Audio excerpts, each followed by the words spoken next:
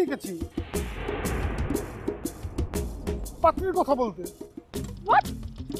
বিয়ের জন্য পাত্র খুঁজছে? কার বিয়ে? আপনার বিয়ে, আপনি নিজে বিয়ে করার জন্য পাত্র খুঁজছেন না? হোয়াট রাবিশ নবাব, আপনি এসব বলার জন্য আমাকে এখানে ডেকেছেন? কে বলেছে আপনাকে? এই খবরটা আমি বিশ্বস্ত সূত্র পেয়েছি, সেটা আপনাকে বলা যায়।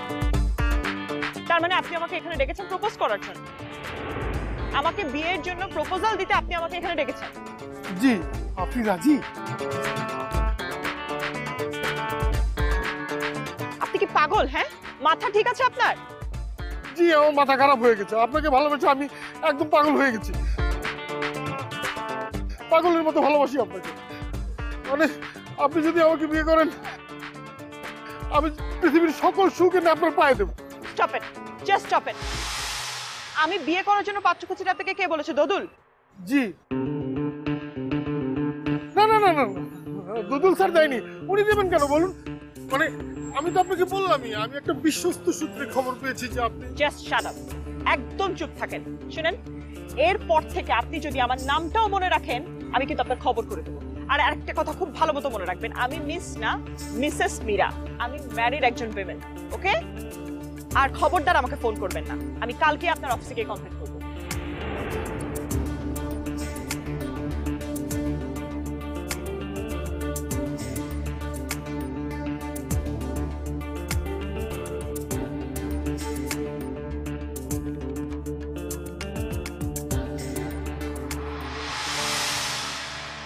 তোমার মেয়ে আজ আমাকে বলেছে আমি নাকি তাকে শত্রু পাই। আমাদের মেয়ে, সেই ছোট্ট মীরা যাকে তুমি পেটে ধরেছিলে, আমি শখ করে নাম রেখেছিলাম। এই যে এই দু হাত দিয়ে ধরে ধরে যাকে হাঁটতে শিখিয়েছিলাম, অসুস্থ হলে রাতের পর রাত নির্ঘুম কাটিয়েছি, সেই মেয়ে বলছে আমি নাকি তাকে শত্রু মনে করি।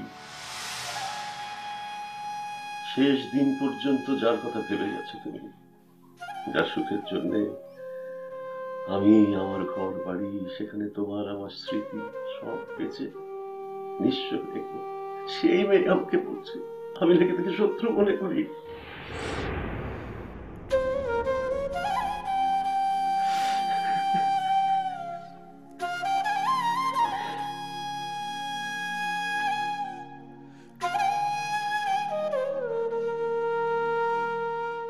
ভাগ্যিস তুমি চলে গিয়েছো পারভিন, আমার মতো তোমাকে এখানে আসতে পারি না। আমি আমি এখানে থাকবো না, এইভাবে না, এইভাবে আমি থাকবো। তুমি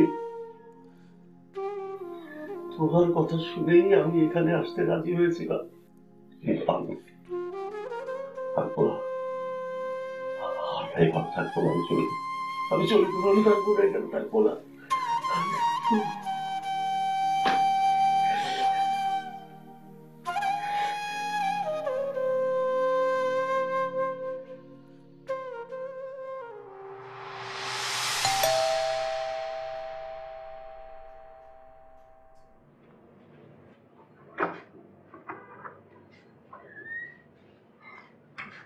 পানি ফিরেছ না?